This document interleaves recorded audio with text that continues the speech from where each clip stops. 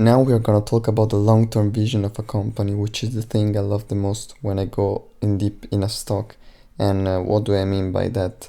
Um, if you think about it, you need to be ahead of others when thinking about the long term of a company. You need to have this modern mindset, which makes you different.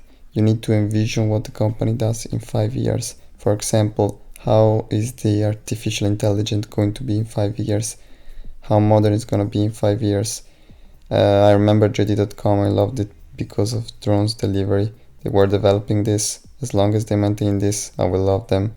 And think about how modern the company is going to be. Uh, some questions may be, do you envision people around you consuming the product? In JD, I see this because people want to have more free time and they want things faster. Imagine the shops in 10 years. Look at how modern this shop for Aurora Cannabis is gonna be. I don't think people don't want to get in there.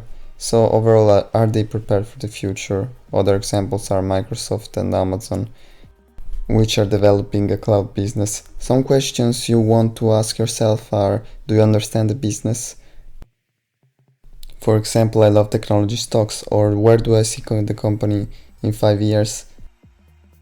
And even here you need to have this modern mindset. How strong is the brand? For example, people will continue using Coca-Cola for a long time. This is a strong brand. Is it a low-cost leader? I remember Aurora Cannabis, which has a low cost for creating their products. Is the network effect strong? Facebook, for example, people will continue using it because other people use it. Do people have high switching cost? Is it difficult from them to go from one company to another? Or another question is, how good is the management? And I love this because you can also infer just from the speaking how good the management is. Thank you for this video.